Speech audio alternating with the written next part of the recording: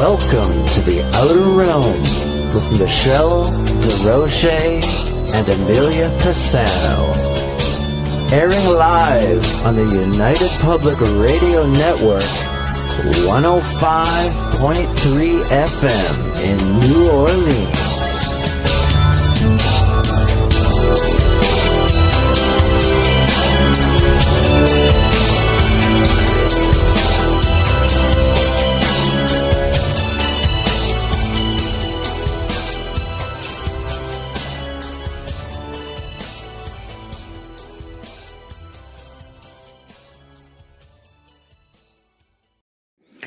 Good evening, everyone. Welcome to the Thursday night segment of The Outer Realm. We are broadcasting live on the United Public Radio Network, 105.3 FM from the Gulf Coast, 107.7 FM from beautiful New Orleans.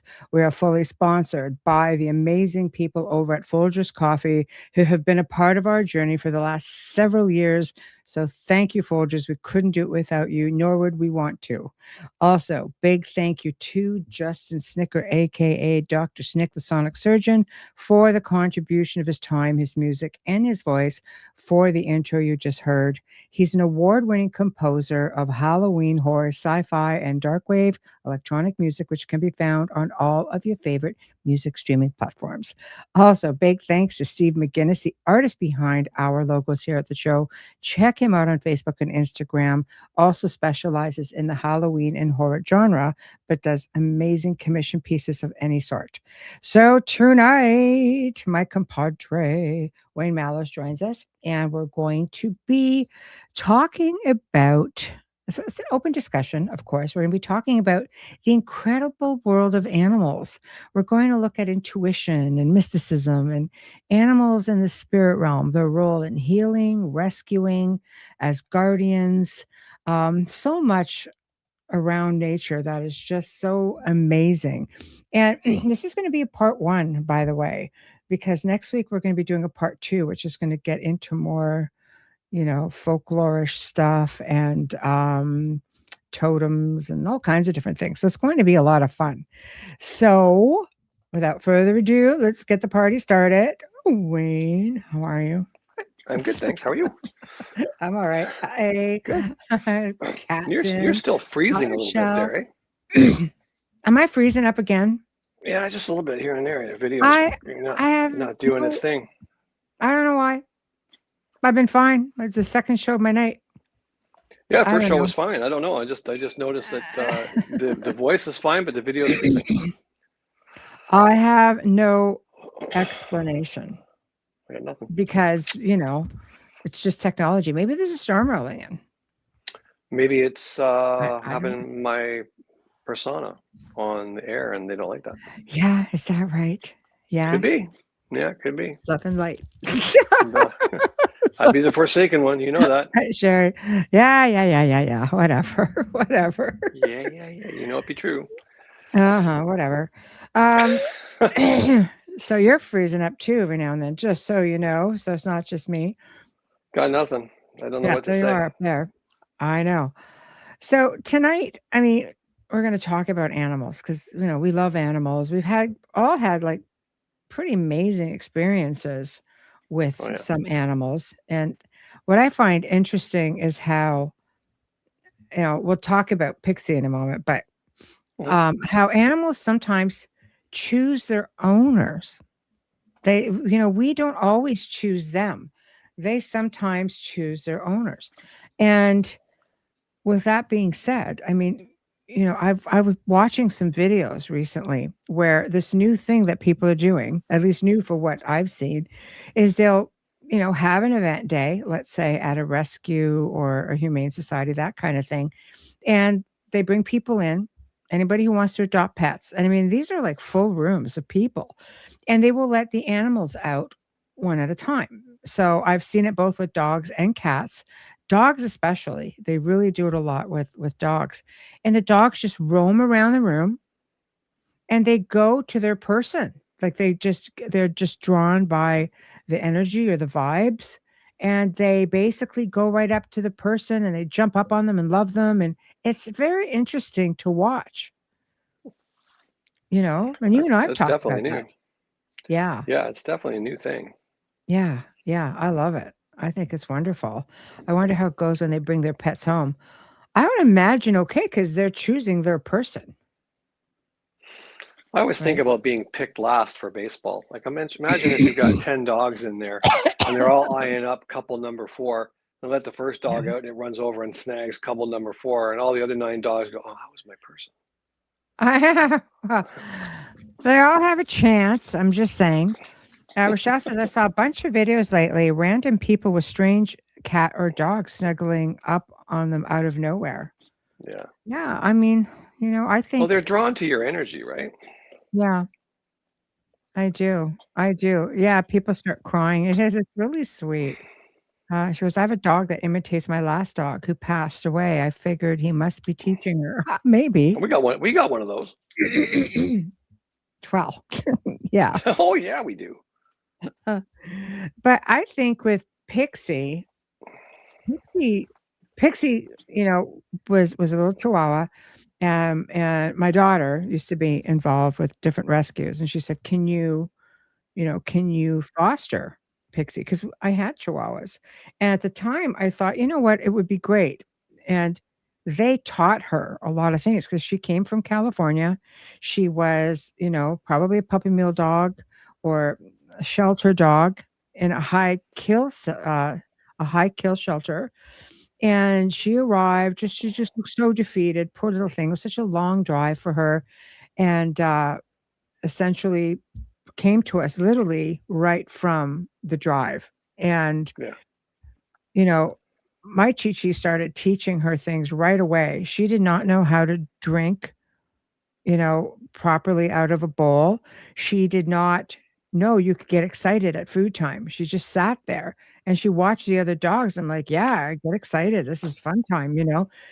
And she started learning.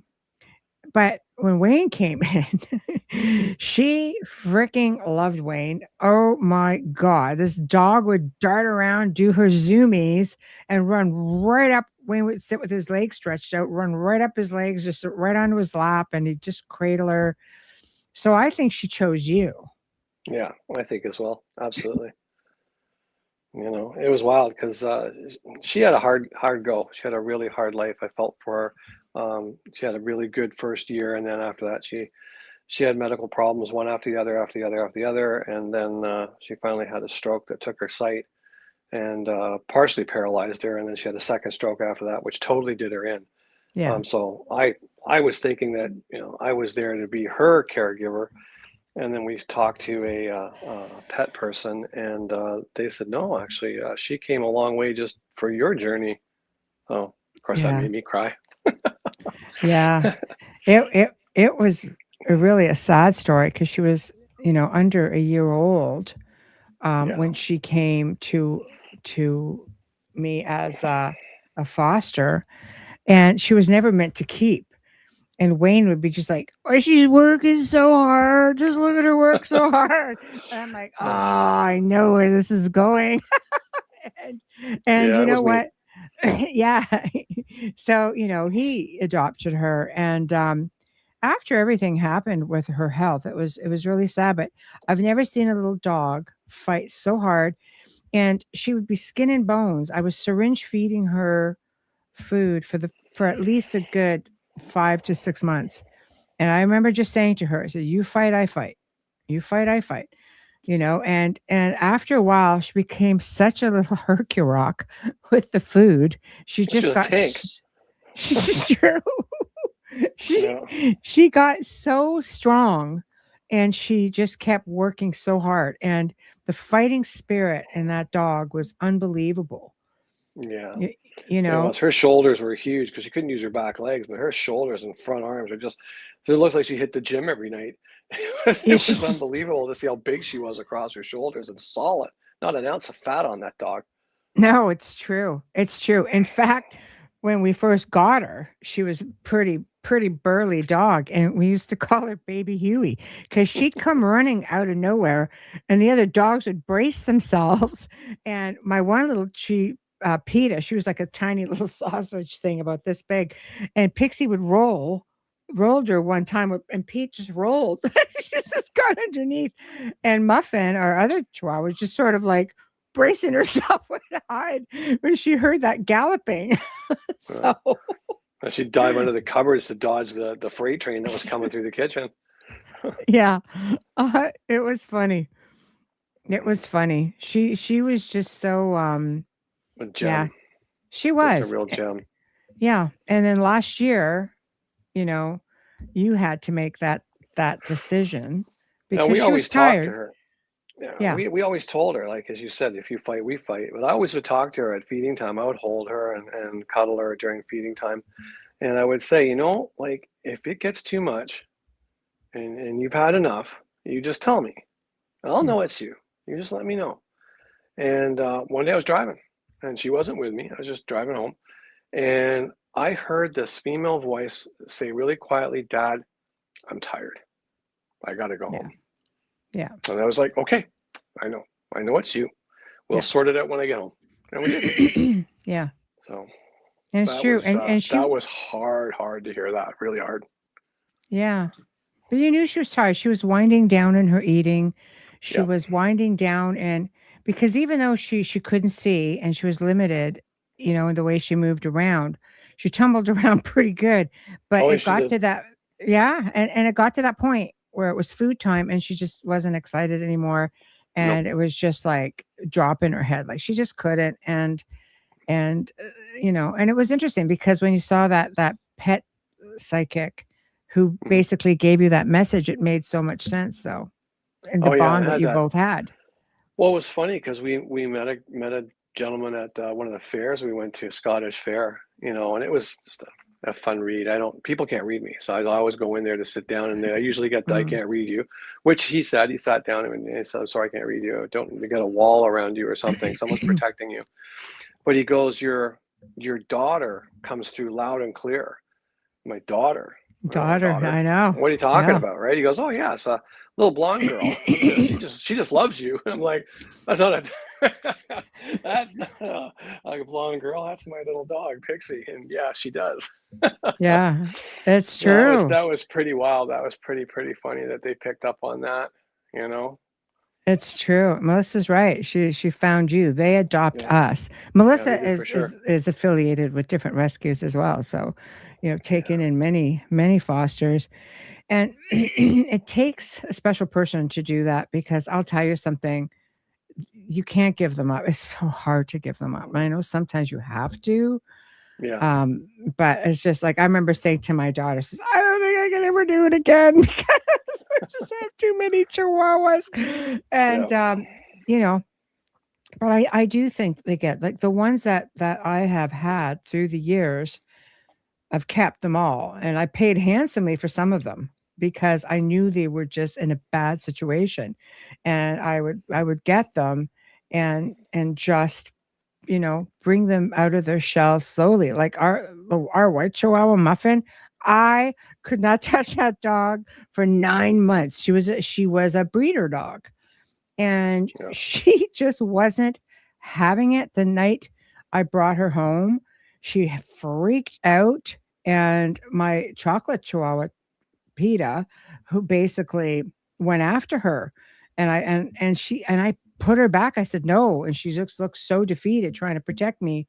But I didn't want her to get hurt because Muffin just wasn't right. Like her owner drugged her. Oh yeah. It made her look docile, and when that wore off, that dog was in shock. But loved the guys in the house, just wanted nothing to do with me for 9 months. I was resilient, but it was pretty funny though. Tasmanian devil in a white Chihuahua body. It was wild. Yeah. So you're frozen again. Yeah, you're frozen again. Yeah, but, so are you. Yeah, I don't know. It's just a crazy internet. But yeah, it was you go on journeys with them, and so many pets, that rescued, and parrots and cats and dogs, and I've gone from Siberian Huskies, German Shepherds to Chihuahuas. And I never thought I would love such a little dog, but they have such huge spirits. It's unbelievable. You don't see us freezing. Okay, that's good. So we'll just keep talking. Yeah, well, it's the voices are fine. It's just that I noticed the video on both sides like glitches, but the it might be for speaking us because doesn't we're under the same roof. yeah, quite possible. I don't know. Yeah. I don't know.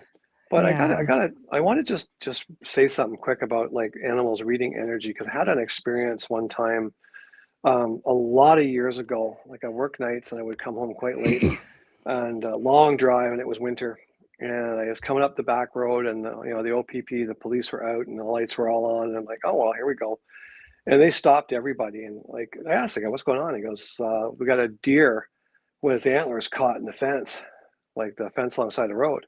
And it was just a farmer's field. It wasn't like a chain link thing. It was just a big open fence. And I'm like, can I go talk to it? And he looked at me like I had two heads. Like, well, it's going to kill you. I'm like, it won't kill me. Let me just go. If you will let me go and talk to it, I will go talk to it. And I had all my tools in the truck and I just went and got a pair of wire cutters and I went over and it was pulling and pulling and pulling. And I got up to it and I was just like, hi, are you stuck? Do you need help? Like really softly, just like that. I can help you, but you can't hurt me, okay? And it just kind of went like, it just stopped. And I cut all the fence around it. And I go, there you go, you're done. And it kind of lifted its head slow and realized it wasn't stuck. Boom, it was gone backwards. It went the other way, away from me, thankfully. Yeah. that was kind of an idiot move, but they were going to put it down. They were going to shoot it. And I said, oh, I can't, not over that. No. So Yeah. that was fortunate, really fortunate. Yeah. It's, you know what, their animals are they're so incredible. And They know. they do know. It reminded me of a movie that I watched called The Horse Whisperer. And you guys might remember it with Robert Redford, where this teenage girl and her horse were hit by a transport. The horse bucked upwards trying to protect her from this truck that hit them both. She ended up paralyzed. She couldn't walk, and the horse was traumatized also. And they went through. He saved the girl's life, so the family just put a boatload of money into getting him sorted and fixed and surgeries, and and they were terrified. She was terrified of the horse at that point, and she didn't know how to get up on him anymore because she couldn't walk, right? So Robert Redford comes in as this horse whisperer, and you're just watching, and it was based on a true story, which is why I really loved it. And you saw the whole transitioning happening, not just with the horse, but the connection he had with his owner, this young girl. So he trained the horse would lay down onto its side and it would just lay there. And she would, get off of her wheelchair and he showed her how to mount the horse and the horse would then get up and they just started. It was such an incredible show. And I know of so many people who work with different animals, and some of them do work with horses. They're very therapeutic for people as well. It was just an incredible, incredible show. I just loved it. And it made me realize that, in the animal kingdom, like they know, they understand, they read your energy. Oh, a mile away. Dogs can hear you coming a mile away. Horses are even more intuitive. They know if they can monkey with you or not. They know what your intentions are. They totally get it. Yeah. So yeah, 100%. It's just so true. Look at that horse at that yeah. riding place we went. That horse was so connected to you when you went in there. Holy mackerel. You could talk that horse and it would move its head up and down, yes and no. And it would move its hoof up and down and answering you exactly what I was just like, this is for real. Like this horse is like talking to you. It's unbelievable. I'm pretty sure we've got some of that on film. The story is we were filming this series, and we were at a ranch, and this place was haunted, and it was picked up that the riding arena had activity. So I looked at the horse and I said, "Do you see things in there?"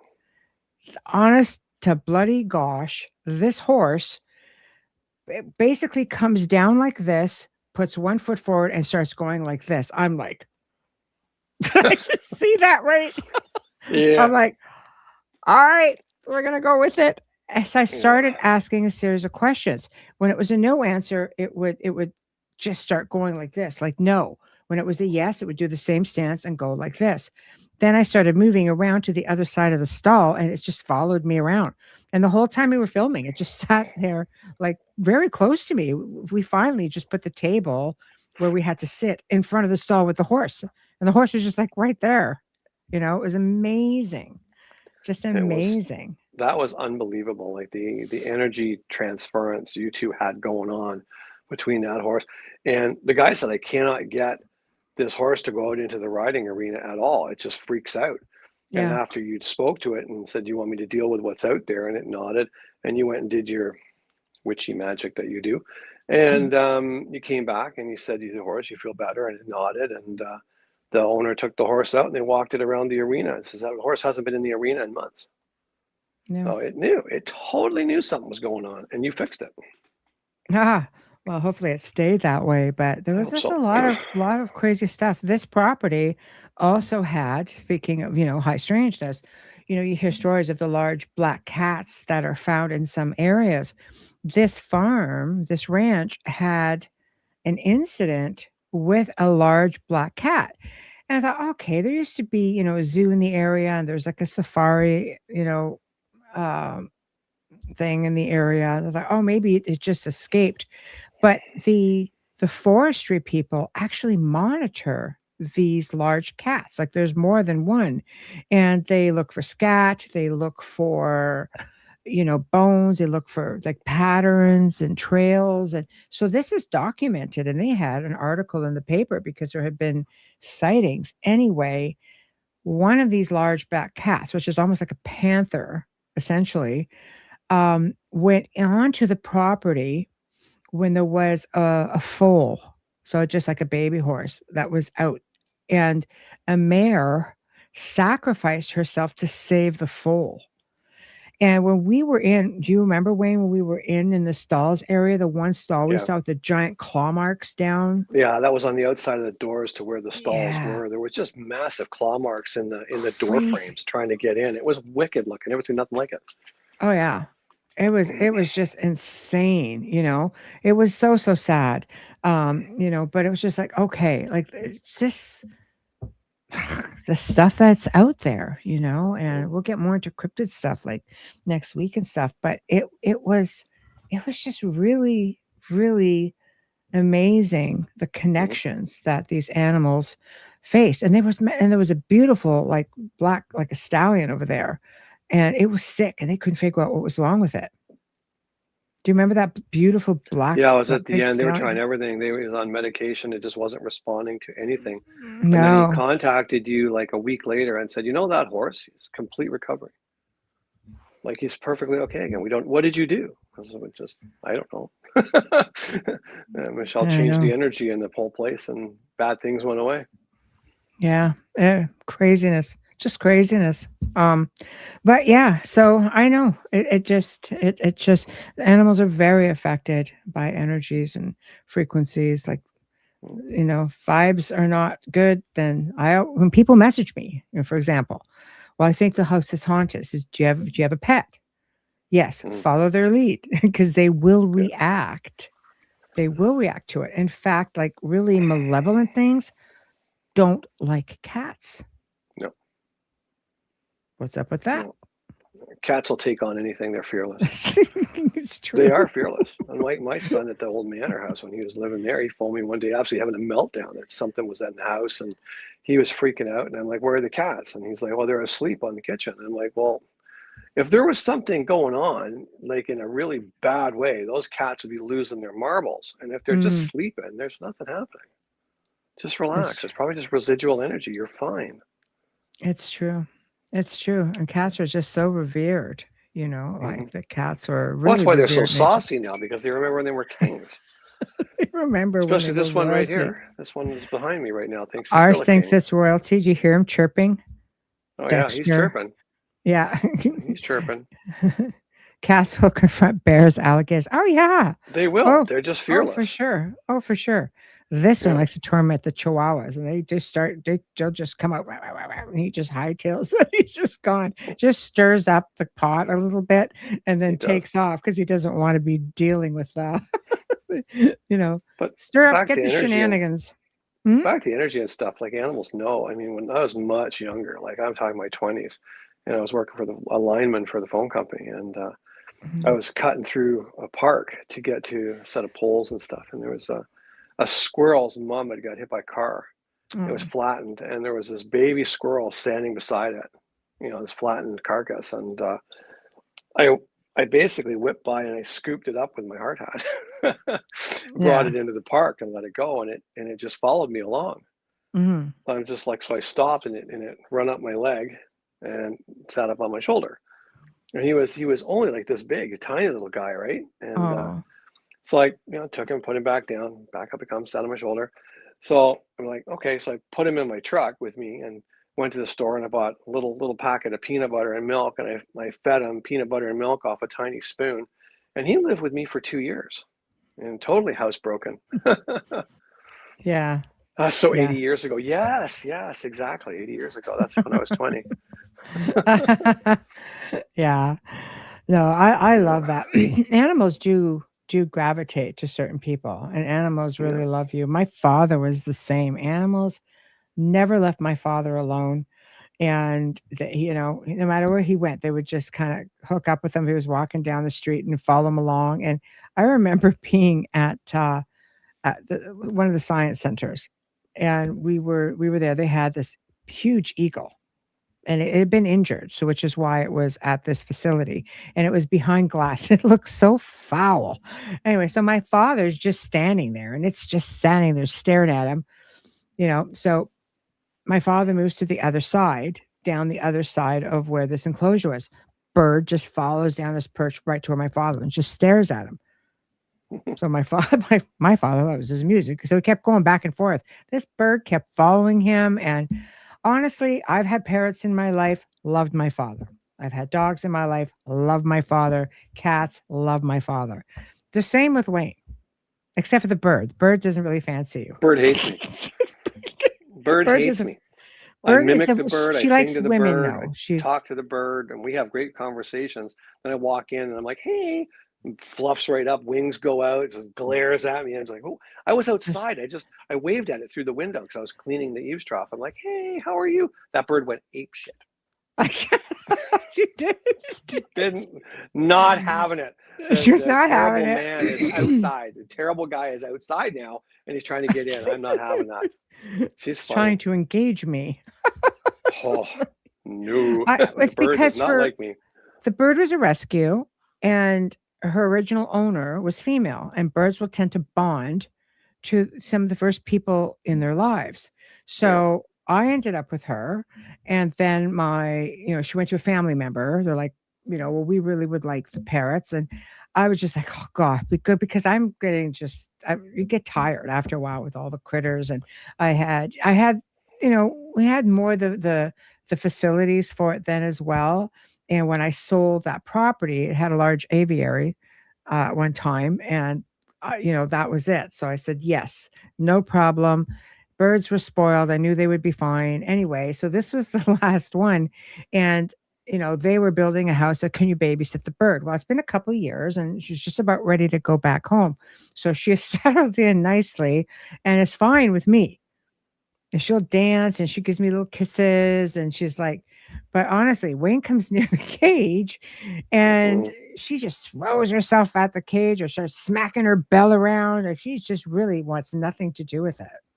Which is funny because like I can get the wild birds outside. The wild birds will come and sit on my hand and eat Sure. right out of my hand without even trying. And so Yeah. like this parrot will come up and she'll give Michelle like a little kiss on the finger, and she goes, ooh, so pretty, right? So I These put little my finger cooing on the sounds. outside of the bar. I put my finger on the outside of the bar and I'm like, hey babies, how's it going? You're so pretty. And she goes like this, just comes up my finger, she goes like that. And then she just squeezes really slow and really hard until the blood started to come out. And then she let go and looked at me and went, I know. It's like, Yeah, a listen. real slow crush. That was really nice. Yeah, no, it's not Yeah, happening anymore. she wasn't having it. She wasn't having No, it. That's for sure. no, no. But it's just they bring such joy. I bet people don't realize out there how smart birds are and how cuddly they can actually be. Yana, hello. No, stop it. I do love you. um, um, yeah, birds are super cuddly. I remember caring for this parrot from the time she was literally a hatchling. I had to feed her like, liquid bird food and the whole 9 yards. And oh my gosh.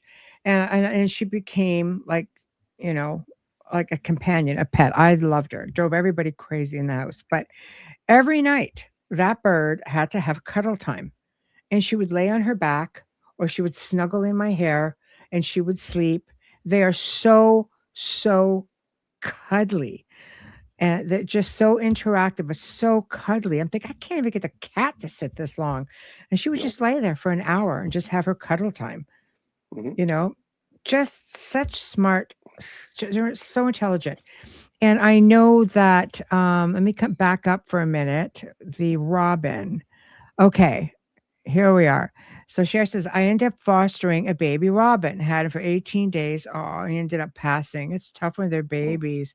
it's And you hard. do fall in love with them. Absolutely. You But I'll do. tell you, I met a baby robin one time because, again, I ended up with this wild African gray that came into my possession. I'm like, okay, I can do this. I would often have, like, through the Humane Society, people just want to give up birds and or lost birds, and I had the facility to take care of them. But I had to go and bring this wild gray because now he's been in captivity. So the woman who I went to see, she would train birds no matter how wild they were. She could train them to ride little bicycles and just do crazy things, talk. Sorry, I'm taking in air because I'm about ready to laugh. So I'm over there one day to go and check up on this bird's progress. And all of a sudden I hear, hello. I'm looking around. I don't see any parrots. I was like, and I hear, hello again. I'm like, hell, I'm losing my mind. And I looked down. In a cage was this tiny little baby robin. It just had all of its feathers, except it was bald on its head. So she came down, and I'm just like, she goes, oh, is he talking to you? I'm like, that bird is talking to me. And I said, what? It has no feathers on its head. She goes, no, its little nest mates plucked all the feathers off its head. It got traumatized. It fell out of a nest. So Oh, she rehabilitated it and it could speak. But any bird could speak. They don't have voice boxes. So she goes, oh, I trained him to speak in a week. I'm just like, this tiny little hello, all frustrated with me. And I'm like, wow, that's then funny. who knew? Right. So Yana, my parrot followed me everywhere like a puppy, getting mad at me if I left it in the cage while I drink coffee in the morning. If he could talk, I will buy it and sell you. I'm a handsome man. Yeah. I Well, love it. look at my sister out down near Sarnia way, right? She's got that big property, and she's trained the crows to come and eat.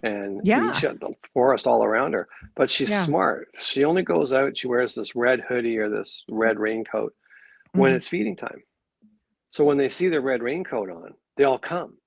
And they know it's food time, and they tell the babies, and all the babies now they all come. It's been like years and years of this, but Yeah. she can go out during the day and just any other clothing she can wear, and they don't come around. So she doesn't get bothered all the time. It's only when she's got the red coat on they know, okay, it's feeding time. I think that's lovely. I think that they're, again, so brilliant. One of the best talking birds in the world is a myna bird, and crows and ravens are exceptional talkers, and you'd never know it to look at them Hmm. or to communicate. They are amazing mimics. And but the myna bird, from what I was told from this person who trained them, she goes, "It's a myna bird, one of the best talking birds in the world." I'm just like, African greys, they have like the memory of like an elephant. They don't forget anything. We've learned Great. that. We've learned that, yes. Cockatoos sit in the permanent stage of being a toddler. Had two of those actually. Again, one was really badly abused, so I completely rehabilitated her, got all of her feathers back in, taught her some really beautiful things to say, and she ended up going to a really good home. So, but I'll tell you, oh my God, it's a different world. Parrots are an entirely different world, and they're just so delightful. Well, it But stands to reason why a crow is my totem if they're one of the exceptional talkers. and they I just never go shut up. and go and go. Oh man. I came across this quote and I wanted to share it. It's the belief that animals are higher dimensional guardians. And there's a reason that animals are drawn to certain people. It's not coincidence, it's energy. They are higher dimensional guardians in physical form. They're deeply connected to the unseen world. Their presence on Earth is not random. They're here on assignment, which we found out with Wayne and Pixie. Most animals, especially dogs, cats, horses, dolphins, and birds, operate from a pure heart space. They are tuned into frequencies that most humans cannot perceive. They sense shifts in energy before we do.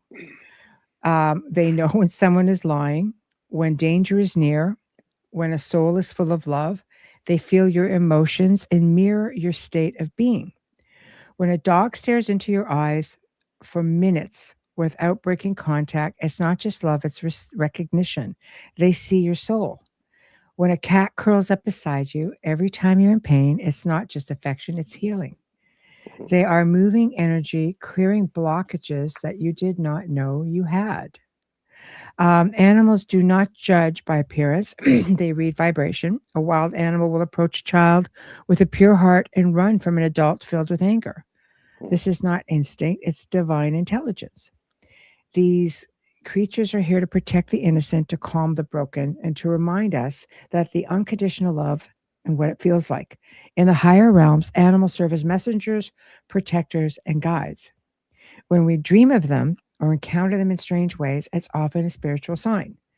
They are warning us, comforting us, or confirming something we already feel deep inside. Some say animals have no soul. It makes me crazy.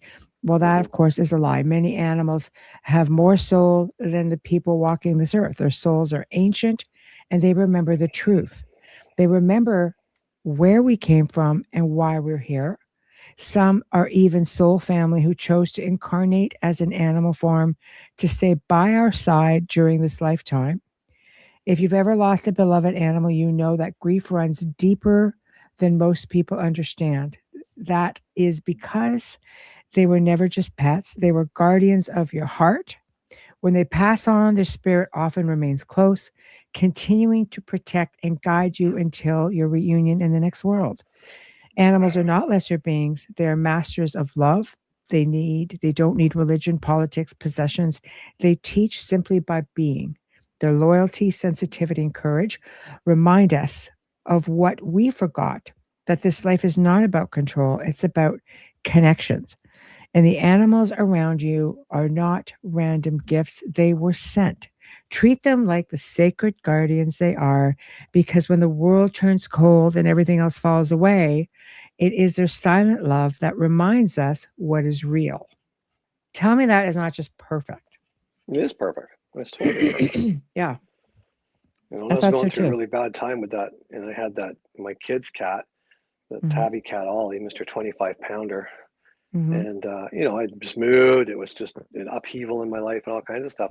I would come home in the mornings, and you'd hear this big crash upstairs, like boom, boom, and you come down Yeah. the stairs, bam, bam, bam, bam. You sound like somebody walking down the stairs. The first couple of times, it was quite unnerving.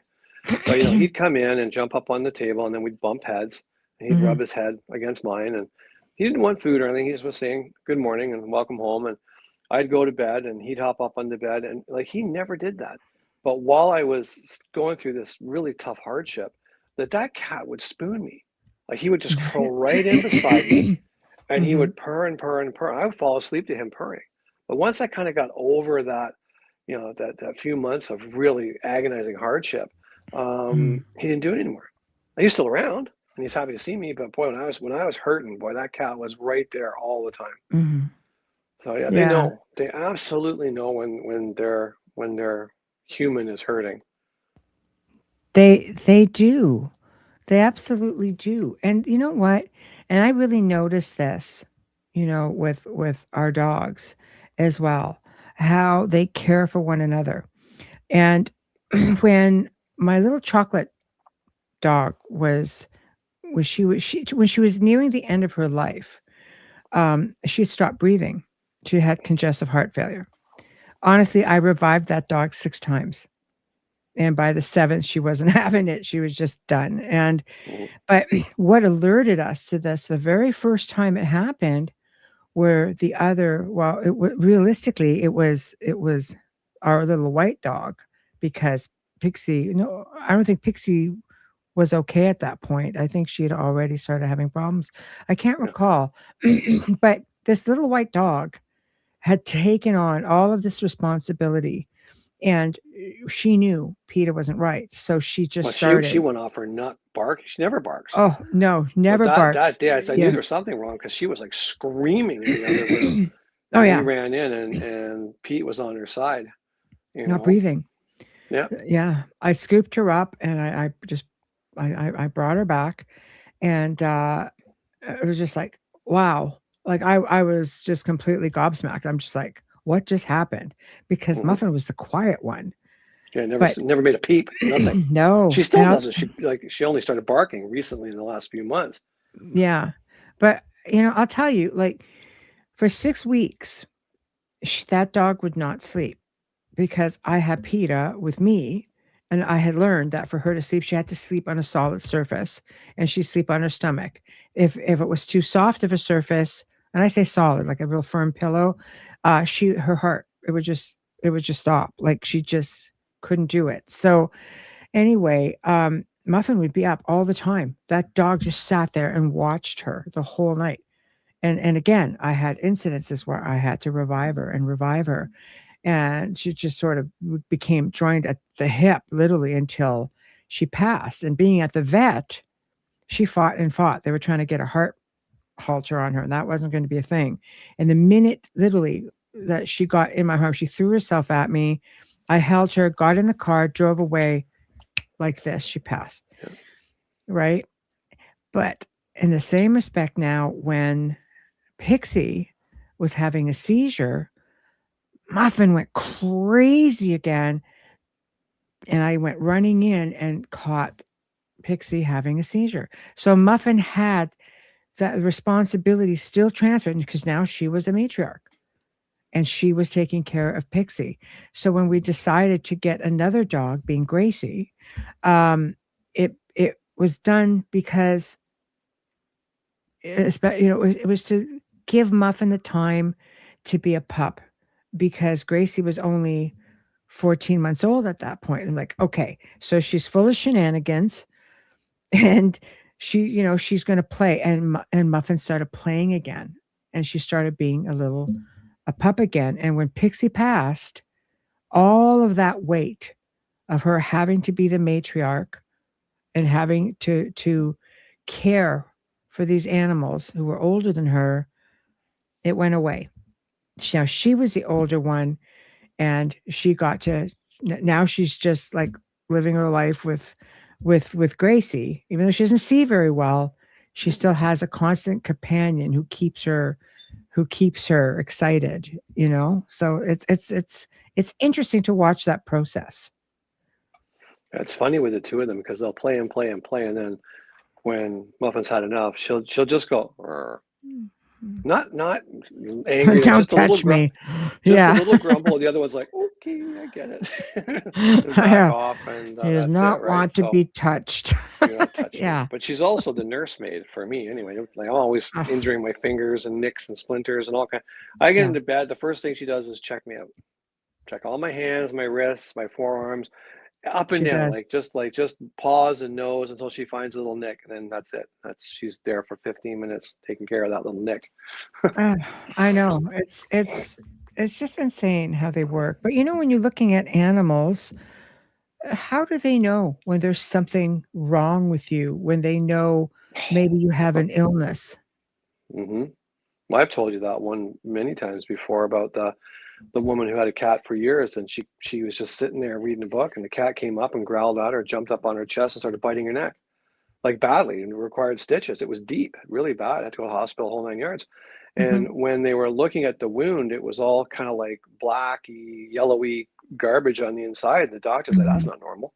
And Yeah. they gave her a quick CAT scan while they were doing it, and then she had a tumor, and they were able to get it out. The cat knew that there was a tumor. Like, what's that about? Now, like, how? That's How did they crazy. know? That was like, to me, is one of my favorite, Yeah. spooky cat stories. It's wild. Yeah. It is though. That's what I'm Mm. saying. Like this happens all the time. You can go find videos I was gonna of say, yeah, yeah, of animals being able to sense when there's something wrong, yeah, whether you're about ready to have a seizure, like Kat was saying, they'll go and they'll lay down with their person, or yeah. being able to detect, cancer or something isn't right, tumors, like they find them. Like I'm a car guy for years and years, and I watch different videos on repairs and things like that. But I just happened on this one. I thought it was a typical car repair thing, and Yeah. it was a guy working on his car, and this golden lab comes down, ripping out of the garage, and basically mounts the guy from behind. He's like, "What are you doing? Get off me!" Right? And the dog walks him literally forcibly away from the car, out of the garage, and he's like, "What are you doing? Let go of me!" Freaking out at the dog. Dogs have none of it. And just as soon as the guy's out of the garage, the entire front of the car blows up. There's flames everywhere. It's like, huh, how did the dog know and know what to do? Man, it's crazy. Yeah. Oh, it is. I think we watched a few of those videos, and one was a Fascinating. woman who was leaving the front door and she was heading out to their car, and her dog spun out around her, turned her around, started pushing her back towards the door. And she's just like, come on. You can see she's trying to fumble with the dog, pull him into the house. And then all of a sudden, this huge tree branch drops onto the car and crushes the top of the car. And Flattened she it. froze and hugged the dog. Like, how do you know? Mm-hmm. How do I'd be they dead. know? Yeah, right. I'd No, be but dead. yeah, but they do, they know. And look at the guy who was about ready, he goes out to start the barbecue Oh up yeah, on the deck, and the dog just hauls off and just boots him down to the other side of the deck, yeah. And and it the whole exploded. barbecue blows up. It takes part of the deck with it. Yeah, yeah. So I don't know, animals and premonition like that is incredible. Yeah, Like they know. You see all these little kids playing, and a big shelf is coming down. One was a TV, and this dog grabs a child, just this toddler, and just, he throws himself on top of him, or yeah, because I've seen different videos, or they move the child, kick the child out of the way, literally, and they fall under. This case was the TV. Another case with the shelf, the dog was yeah, over the child, and held up that shelf until the owners came running in yeah. to The dog remove held it. up the Like, weight of it. That's right.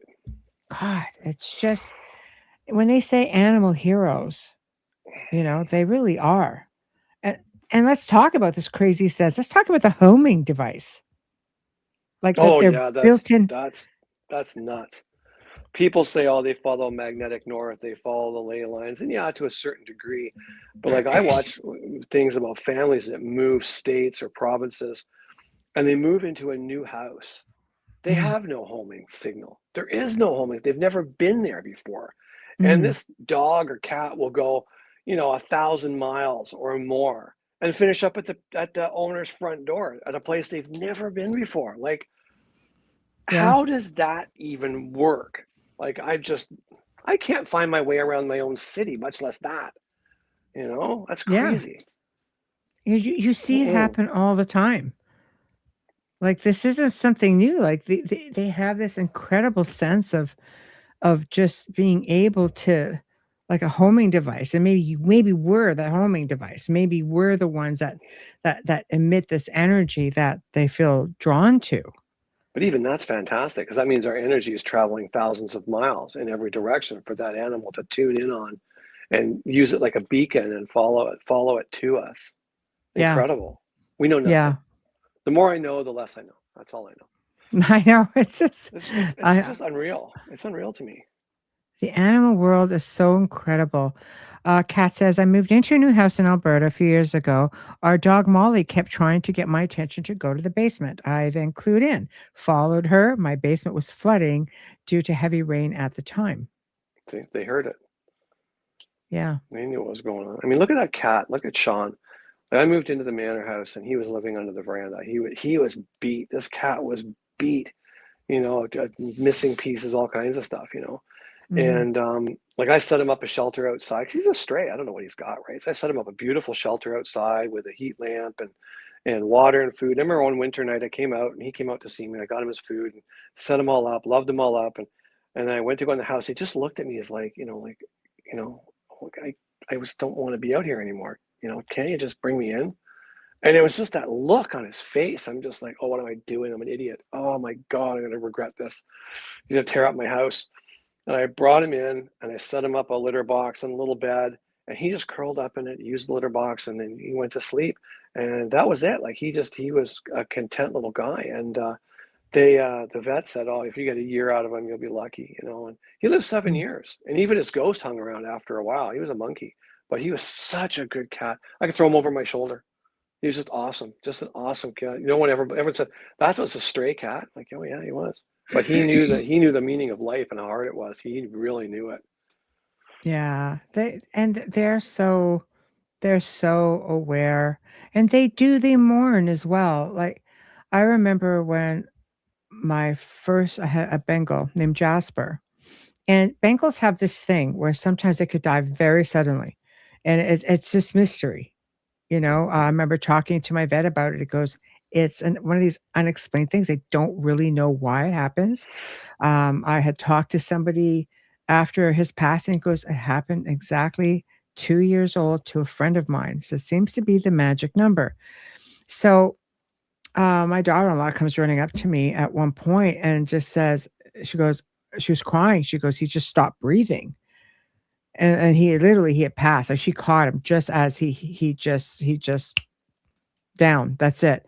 And just fell and he was done. And I tried, I'm like, okay, does he have an obstruction down his throat? I go doing mouth to mouth because I know how to resuscitate, obviously, because with the dog. Okay.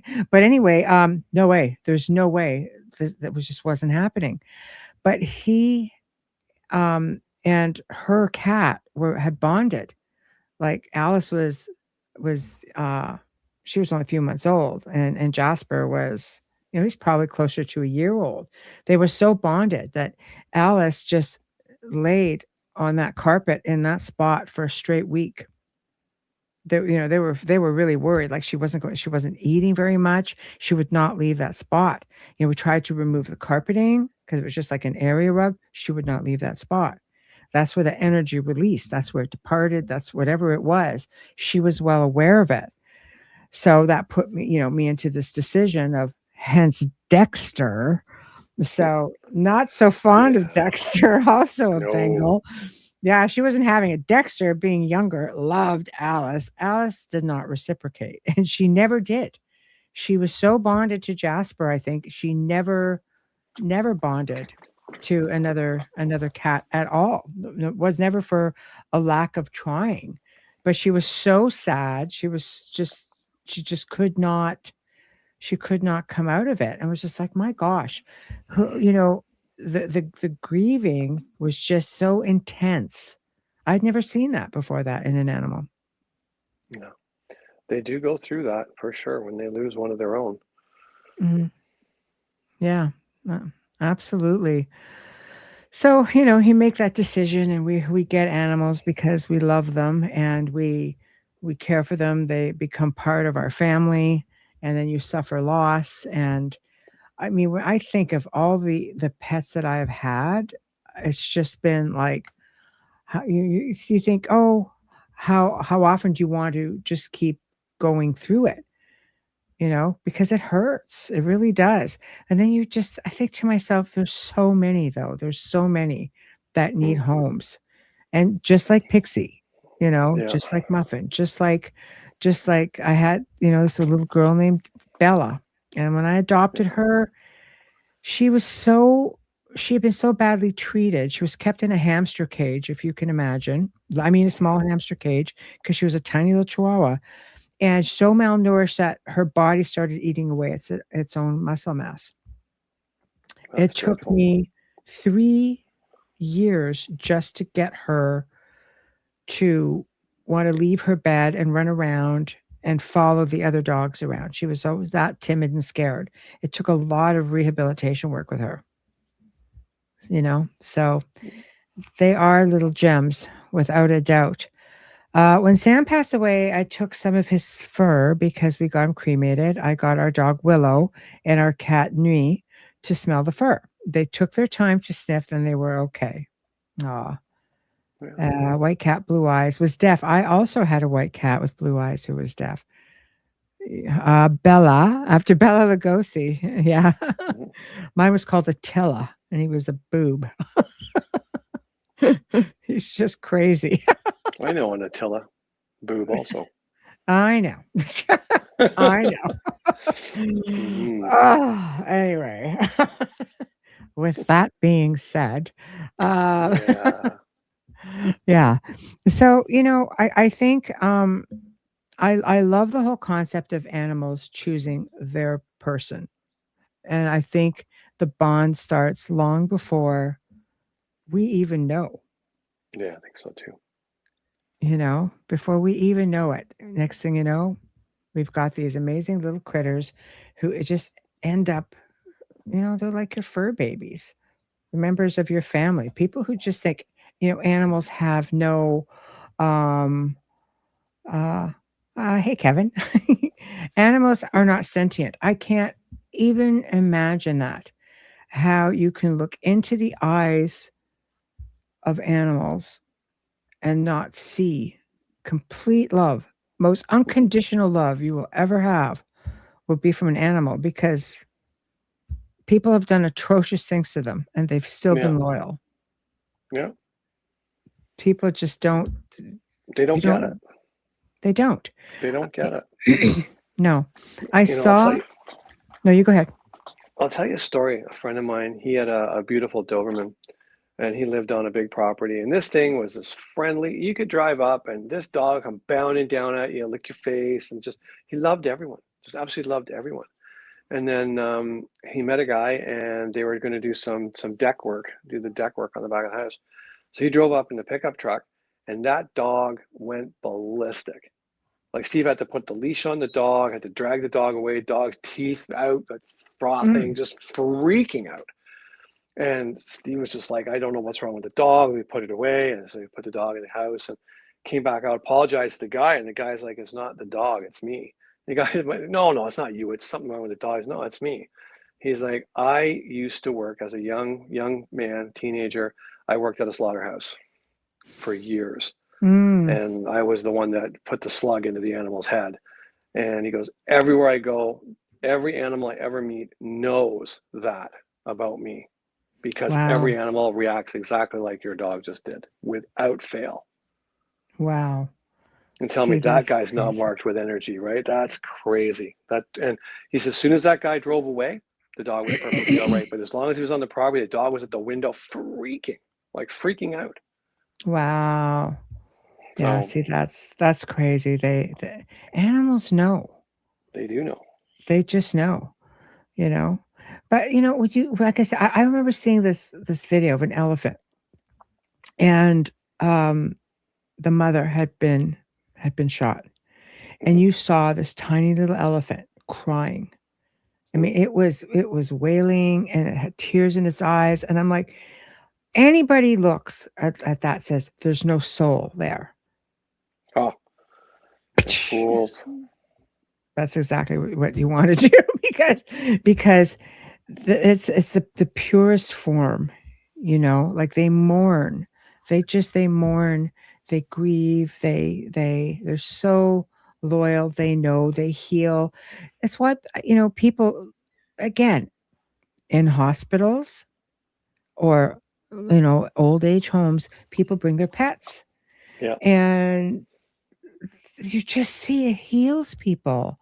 The elderly people get so excited when people come in with their little dogs or cats that they can just hold and cuddle, and they're just totally different. Like One there've of been. Yeah, one of the go. old age homes has a horse at the old age home. It's a one floor old age home, and the horse comes around and visits all the patients on a daily basis, and the improvement's incredible in their morale. Yeah. See? A horse. Love That's it. awesome though. I I love love it. And that. so I read that. I'm like, you can't, they showed a picture of it. Like, that's great. I just love that. Yeah. That's so good. So good. It is. I think it's great. I think it's great. There are people even on their deathbeds, who've just asked to see their pets, and the pets get brought in, and Hmm. they go with such peace. And in the same breath, you have had animals who have just camped out on their owners' graves. Yeah. When they go, Yeah. It's they wild. won't leave them, They won't leave them. Yeah, I think it is so sad, the amount of love and loyalty that goes beyond being a sentient Hmm. being. That it's just complete unconditional love and loyalty. Yeah. Well, look at the story with my mom and her cat, Smokey. Like, my mom Yes. went into an extended care facility that didn't allow animals for whatever reason at that time, and my mom wasn't well enough to care for one at that time. So the cat went to her best friend. And one day, like, my sister was going to see my mom. She went every day. And my mom got up and she realized the cat was gone. The cat was dead. Right. Mm. And so my sister gets a phone call from the best friend and said, listen, let you know that Smokey passed this morning, not doing very well, and passed away. The vet couldn't revive it. So that's the end of that, right? So, okay, I'll let mom know. So she's thinking to herself as she's going into the extended care that, oh, this is going to be a hard conversation. Mom's not going to do well with this at all. So she comes in. She says, hi, Mom, how are you doing? And my mom looks at her. She says, oh, not very well today. And she goes, well, why aren't you very well? And she goes, well, Smokey passed away last night. And my sister's like, well, how do you know that Smokey passed away? Well, she came to see me in the middle of the night. She woke me up to tell me that she was on the other side and that she was fine and not to worry about me. Right. And, and Aw. Christine was like, well, what did Smokey sound like? She goes, well, she sounded like a middle-aged woman. you know and Wow. so Christine's like, oh, that's good. How you feel? I'm okay. Cat's fine. Smokey says she's fine. My sister leaves, goes down to the nursing station. Okay, who's in this morning? No one. Who called my mom this morning? No one. Like, nobody had talked to my mother. Like, the cat came from the other side to say goodbye to her mom. Aw. I think that's beautiful. It is. That's That's wild. beautiful. Well, that's wild. So again, it's the same idea, like I guess when you reincarnate as animals, like what the quote that I had read, um, about animals being guardians, and there's a whole lot of ancient stuff with that maybe we'll talk about next week if there's time. But Cool. um, like you can reincarnate back into an animal, so you can be with your people as they reincarnate and they return. I think it's like amazing that they do that. Man, I wouldn't want to reincarnate in this plane of existence as a critter. It's hard enough being a bipedal here. I just can't imagine. It's so cruel. Such a hard place. It is, but if they come from a place of higher dimension, I think it would be even harder to be here You when you come think? from this. Yeah, I know. I know. Can't even imagine. Can't even imagine it. You know? Yeah. Well, you come back as any little critter makes it hard. I mean, there's some that are even lower down the food chain as far as, you know, the predators go. I mean, Yeah. last very long in some cases. No. I think it's very sad because animals end up, being on the other end of abuse so often. And you see it when you're doing animal rescue and pet rescue. Yeah. You see the harm that's done, and one of the little dogs, Daisy, who you just loved, when I had Daisy, Yeah. Daisy's cute. it's not like she came from an abusive place, No. she came, like, when I said, "No, I'll take her," because she needed a home, and I said, "Can you please bring a little blanket or toy from home?" She goes, "Oh, well, why?" "I don't know, it might make her transition go a little easier," and that woman just handed her to me, like, without any care, and that little dog just watched her owner walk away, and she was devastated. Hmm. I thought to myself, "You cow." There was not even a goodbye. No. She just gave me the bag, goes, "Oh, her blanket and toys in there," and I'm going, "Okay, thank you." My daughter was with me, because she was going to comfort, her all the way home, and she goes, what a cold transition." She goes, "I don't ever I mean, I get it, sometimes you just have to go, 'Okay, here you go,' and just walk away." It's because it's too hard to do it, but it wasn't the case with this person. There you could see there was just no connection. She wasn't upset about it at all. No. There's I mean, animal people, then there's not animal people, and that's a hard division line, but that's fact. people deal differently, and I kept trying to tell myself that because you know what? People deal with things differently. But that little dog just really had a difficult time. Like, it's just like I don't it's like she really struggled with even trying to make a connection Hmm. with the rest of us, you know? It was just very, very, it was very, very sad because it was something that, I hope I don't see a whole lot. And I'm sure it does happen. And it's just why it's so difficult, like with Pixie. Like, I'm glad you're just kind of like, she working so hard, we just can't Yeah, let her well, go. she was. Because she did work really hard, and it's nice to keep them all, but Oh yeah. unfortunately, it can't be done. And I know myself, so I figured, oh, I don't know if it's something I could do again because I couldn't. No. I mean, I couldn't give one up. I mean, I just, once they were mine, it's like I could not. I'd have to be on my deathbed to give something up. There's no way. Yeah, It would break my heart. yeah. And when you come to know her the way that you did, when you come to know her and all the stuff you find out after the fact, how she chose you, and she Hmm. came all this way for Yeah, you, yeah, you know, that was very yeah. interesting. I had stuff to learn, and she was going to be the teacher, And she did. and she did. Oh, she did. Beautiful, beautiful. Oh, the most beautiful markings, beautiful ears on her. Like I would hold Yeah. her like a baby. I'd put her on her back and cradle her in my arms. I walked around, and I'd be like, "Who's my angel?" And she'd come up and lick my nose and put her head back down and just cuddle. It's like, Yeah. oh my God, I'm just so in love with this dog. It's true, it's true, and her favorite toy was a stuffed chicken leg, squeaky Yep, thing. squeaky thing. Yeah, She just loved best that thing bloody ever. thing. I Yeah. know. I just want run around with this chicken leg in her mouth. It was bigger than her Well, you'd head. throw it 3 times. Three was it. She'd chase it 3 times, then she'd bring it back to the bed, then she wouldn't let you have it. So She then you're had just going to it, throw it yeah. again. She'd put her paw over it and put her mouth on it, and she would just stay there. Like you're not getting a chicken leg. I'm not chasing it anymore. That's it. Alright, I played with you. Now Yeah, that it's that's out of it. your system, I'm gonna take my chicken leg and go wander off. Oh yeah, She she was is. she Yeah, was she so was. hilarious. She was so hilarious. She was just a little ray of sunshine, to say the very least, you Yep, know? still is. I still talk to her in the mornings when I'm getting the dogs breakfast and stuff.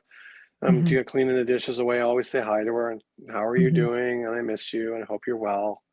You mhm. know. So Yeah. While we're talking about incredible animals, you have to look at animals who rescue. You've got these Saint Bernards who are built, to go to the mountains, especially through the snow, to help do rescues.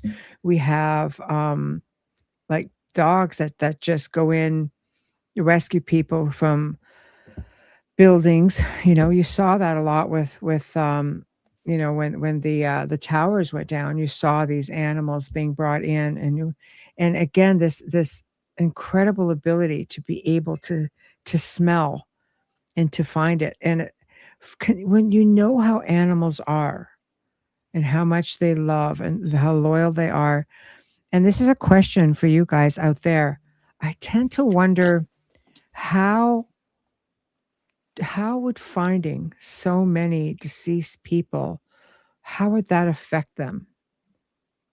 Knowing animals the way you know them, even though they're trained for it, like bloodhounds, trained to do certain things and find missing people, and a lot of these recovery dogs are the same way. And I can't imagine what that would do to their spirit. I don't think it would, because they are functioning on a higher level than what we are.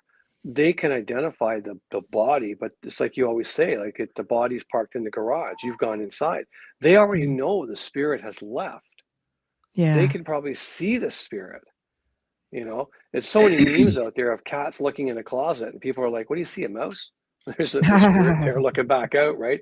But I think the animal. I don't think it would be affected emotionally like we are, because they can connect beyond the physical. Yeah. Yeah, it gets to be, it can be, but there's still that element, where there is no energy, and death has a certain smell about it, Hmm. you It know? does, but they like I think the animals, they they connect to our physical, but I think they connect to our essence. And if Mm, they come across someone, a cadaver dog, right, mhm, they would find the remains. The essence is gone. That's yeah. it. It might be different if they were looking for their owner and found their owner dead. That would Mhm. be an That emotional would be trauma for difficult. the physical being. But if they're coming upon a bunch of bones or a crushed body under concrete, they would be just like, yeah, it's here, Mhm. because they know the Yes. essence is already gone. Yeah. To me, God, it's just so depressing, but you know what? There again, many gifted animals out there. And, I love the stories. Um, and I look at how this comment is what makes me think of this. I volunteered at our local shelter and couldn't believe how many people brought their pets in because they were just simply tired of them. Yeah. And, I get life happens, circumstances happen. I mean, people who just let them out, because I know I owned one of those dogs. I owned a German Shepherd who I was asked to take in from a shelter because it had been dumped off. And it's sad. It's sad for the animal, because any of them will take your dogs. You just bring them, you know. Um, and it turned out that this dog had been taken at some point, and it was a retired police dog. Smart as a bloody whip. And how do we find out that she was a retired police dog? Because she was probably 11, and she was looking at being like, the shelters were just not couldn't keep her. And I went, yeah, well, I'll take her and she can live out her life happy, because there were police officers doing a spot check not far from our property, and they had the door of the cruiser open, and the dog hightailed it out, could not be contained at all, not within fencing, nothing. She just loved, she would stay. She was very, very well trained. And she ran into the back of the cruiser, and the police officer started giving her German commands. And they brought her back. I got a call, first of all, saying, "We have your dog." I'm like, "How? Dog's in the backyard." And they walked her up and they said, "How did you get this dog?" And I'm just like, she'd been dumped off, and I had a Humane Society asked me to take her because she was on the kill list. And they're like, "She's a retired police dog." I'm just like, "You find the owner, she should be chipped." Apparently, that chip wasn't, they could not get the chip. It just wasn't working. And I'm like, how does it just stop working? Like, nothing lined up for this poor dog. Mm. Right. And eventually she passed. She was old, and she was so smart. And my daughter at the time was just this tiny little baby.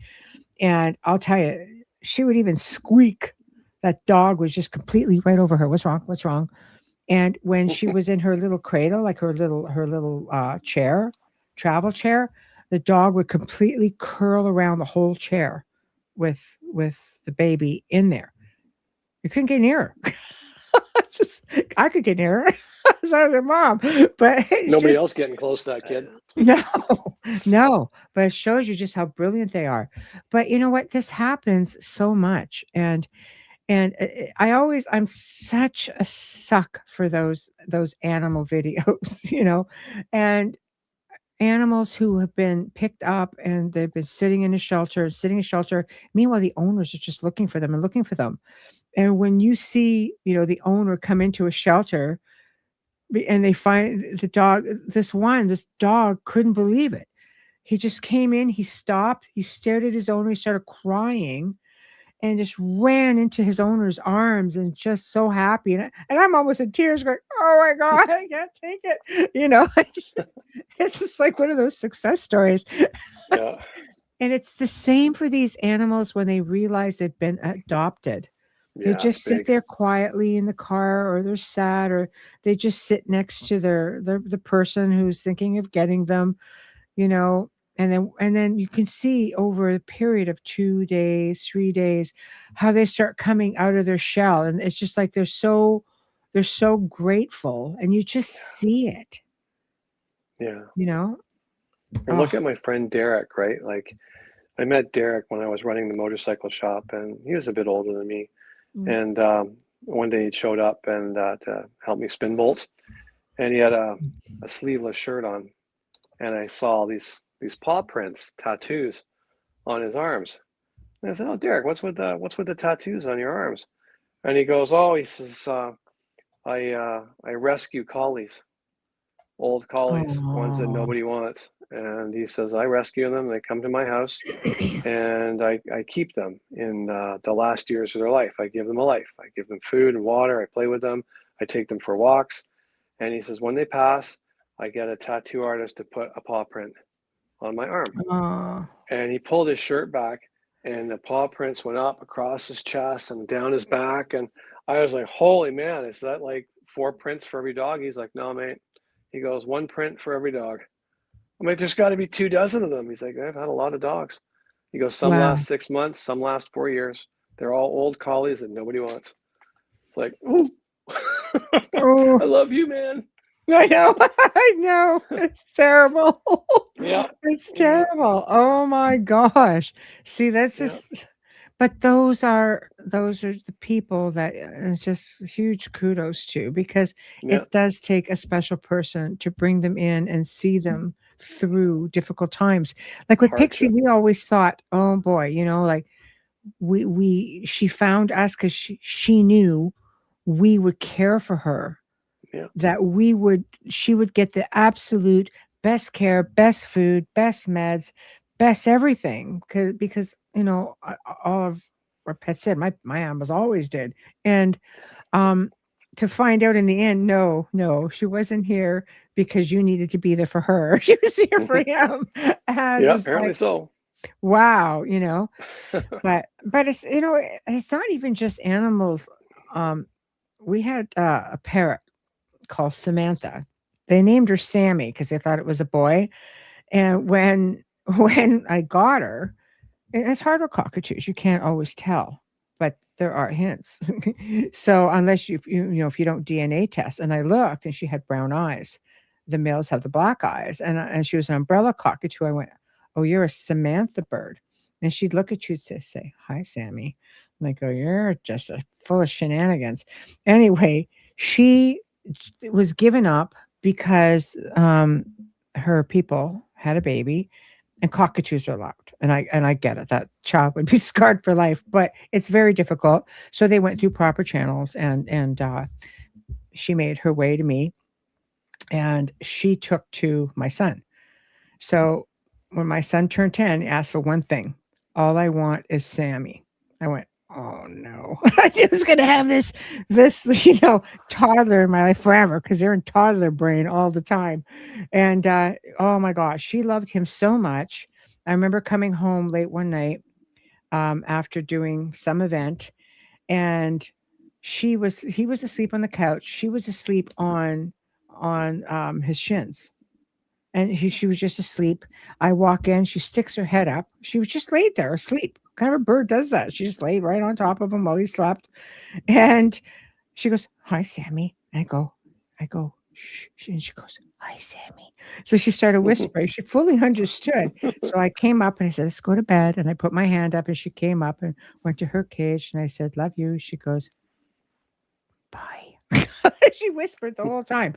But yet when she wanted, when she wanted attention, it was like she'd bark like a dog. And finally I just yelled up to my son, said, "Come and get your dog." This bird won't stop, right?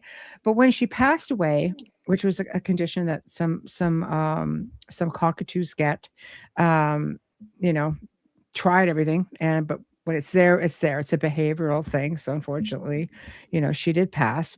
And I had mediums start messaging me saying, there's this sweet little bird, not bird, just they thought twice that it was a child named Samantha. And I'm going, Child named Samantha. That's right. I'm like, what does Samantha look like? I make them think about that, right? And they're like, oh, that would be a bird. So it just goes to show, like they just thanks, Kat. They bond to you. And she loved him so much that one of these mediums stopped in the middle of a reading and sent me messages. Okay, Samantha is totally butting in on this reading. Who is Samantha? A cockatoo. What? A bird is butting in on a reading. The bird is butting in on the reading. So they have a powerful presence, a very powerful presence. Yeah, beautiful. Yeah, absolutely. I love it. I just love animal stories. We've had so many because we've just rescued so many. But getting into, wildlife a little bit, connections to different wildlife. I've had connections to wolves. Yeah. I could go hiking, 8 years old, 9 years old. Back then you could do that. And I would just sit and I could see my house from the top of the mountain. And I sat there with this wolf right on the mountain right beside me. We both just sat there. We just looked at each other. I threw it over an apple. It was just bizarre, and people are just like, "Oh, to be really careful." Yeah, I get that. But somehow, like that little part that I read about animals seem to know the innocence of a child as opposed to an adult who may do harm. Right? So this happened when I was about 8. And when I was about 14, 13, ended up on this class trip. Actually, no, I was probably about 13, 14. And it was just like a private zoo, right? And they had Arctic wolves there. Yeah. So me being the defiant one, they weren't really protected. Like there wasn't a double, like a fence and the enclosure. So I go up and this female wolf comes up and she's just like rubbing against the cage. So I'm putting my hand up against the cage because I was just ridiculous, whatever. Now, now I'd probably just like, get the child away. But, back then, not being a thinker, so I started slowly just wedging my hand in and just patting her. And she kept rubbing against my hand and she'd rub her face against my hand. And the owners are trying to come over. Like, they're bolting over to me and they're just kind of like, okay, and I'm just like completely calm. This animal is completely calm, and so sort of yanked me out of there. And only after they pulled me did the wolf get agitated. Yeah, see. It liked your energy. That was all there was to it. Well, because I love wolves. Of course. We had them around growing up. So I didn't really have a natural fear, maybe of certain predators I should have had. They knew who the apex predator was in that situation. Either way, yeah, they know who the queen is. Come on. Whatever. Don't give me the whatever. They know animals sense. We just got through this whole topic of understanding your essence and where it comes from. Blah. Yeah, whatever. But I love stories. of wild animals. I love stories of dolphins. Dolphins seem to have this knack, especially like if a woman is pregnant, they go in and they circle around and they protect. They just circle around if the woman is swimming. Like they just get on high alert and they feel this need to protect this Yeah. female and this baby, this little life inside, and they don't, like they just protect them. There was a diver out, I can't remember where it was, but there was a huge whale, big gray whale, Mhm. came up and it kept pushing her. And they're not aggressive. And this thing she kept trying to swim out and it'd go around and come back and put its head under her and just lift her up and push her back towards the boat. And I said, what's with this whale?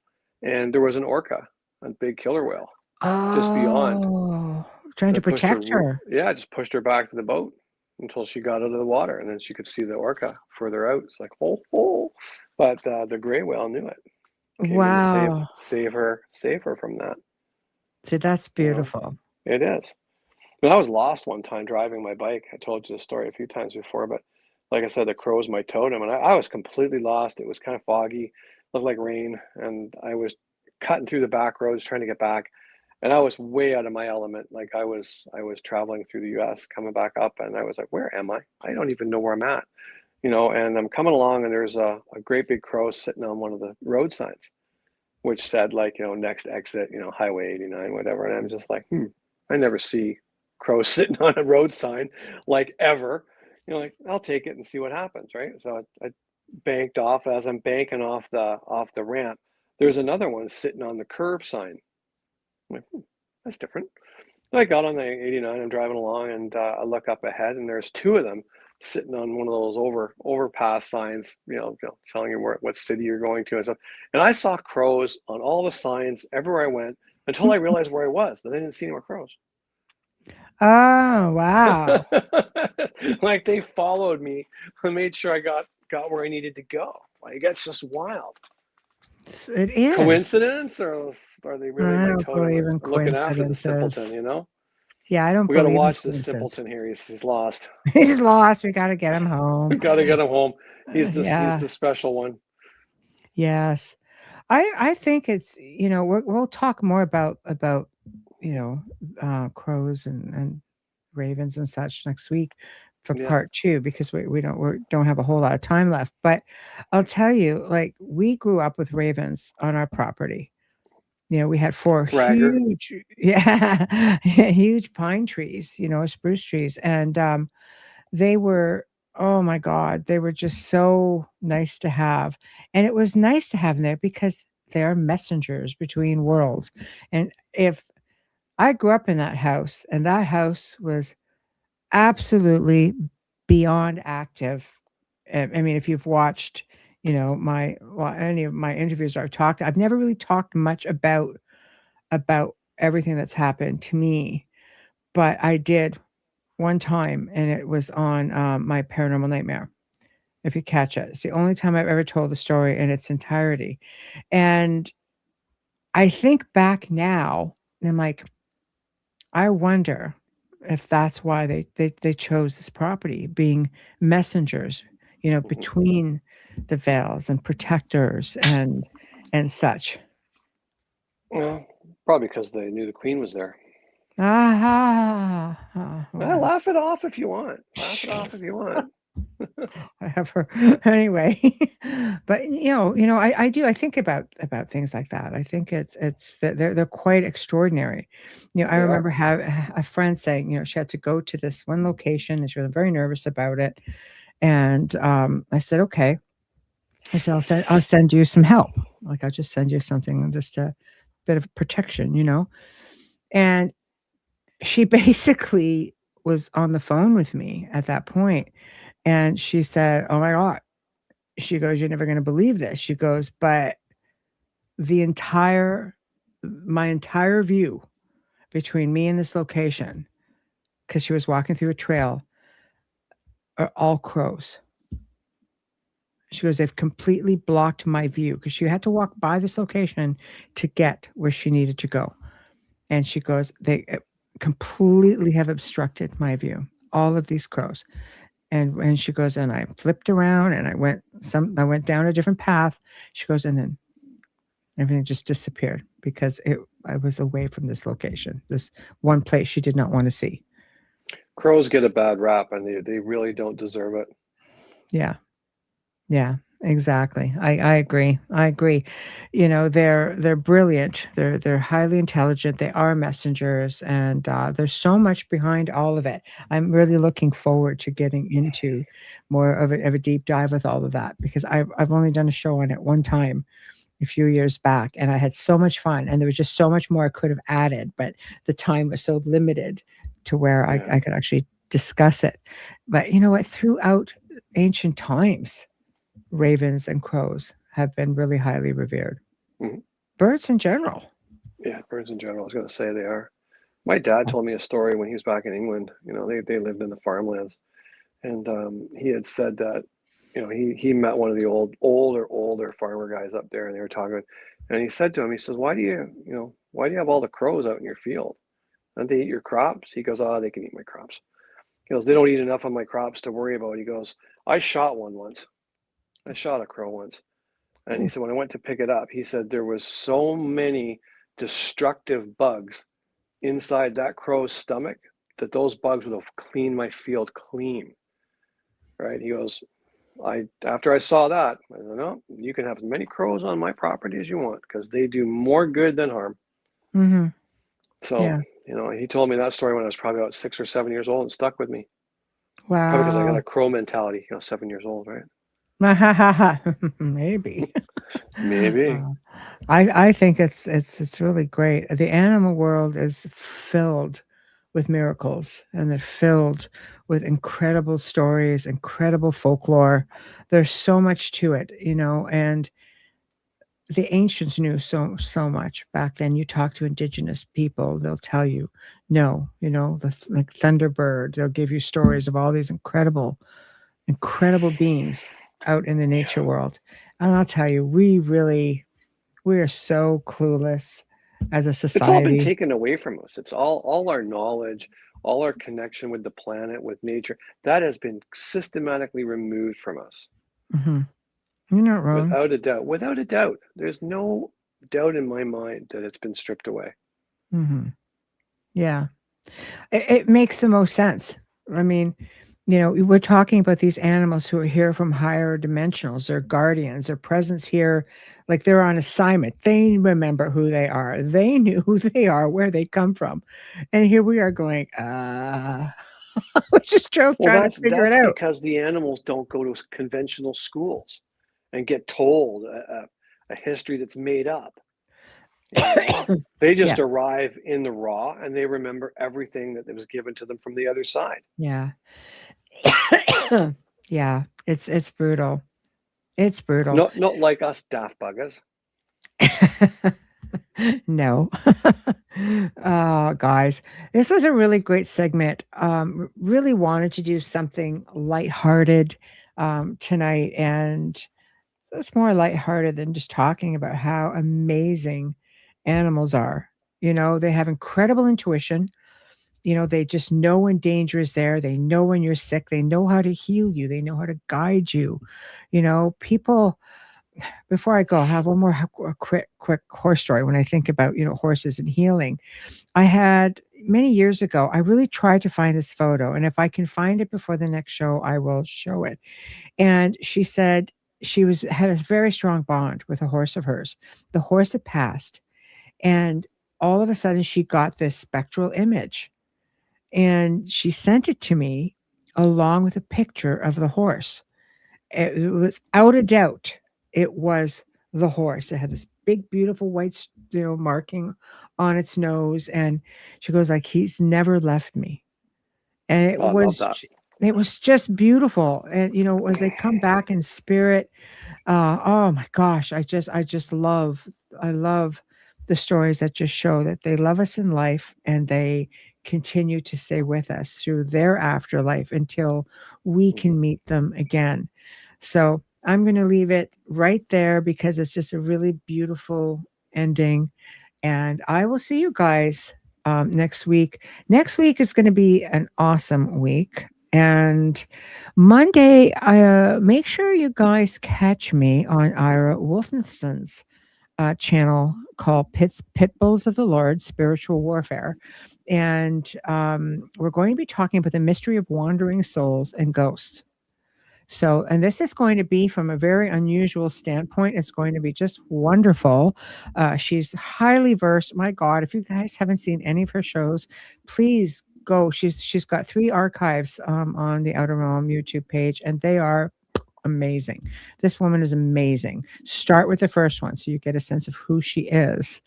Anyway, Tuesday Beyond the Outer Realm is going to be loads of fun. Welcomes Nicholas Pearson. He's going to be talking about his book, The Witching Stones, the lore and craft of the essential 14 crystals, gemstones, and minerals to empower your magic. Oh, I love it. This is going to be awesome. Wednesday, super fun. Welcoming DJ Jimmy and Jared King from Spooky Appalachia. And we're going to be really getting into some wild tales. They've had incredible collection of stories that get sent into them. And, Jared was saying, he grew up in a cabin in the Appalachians, listening to tales of his elders and, the stuff. That's all I'm going to say. You don't want to miss the show. It's going to be amazing. And of course, Thursday, where we do part 2 and we start getting into familiars and totems and, old folklore and all kinds of strange old tales and such. So we will be continuing this, and it's going to be a whole boatload of fun. So in the meantime, guys, have a terrific weekend. Please catch me on Monday. I'll try to get a link and post it to her channel. Go show her some love and check us out 6 p.m. Eastern time on Monday. And the whole rest of the week is just going to be loads of fun. So thank you. Much love to you all. Thank you all for being awesome. Right, and everybody. good night.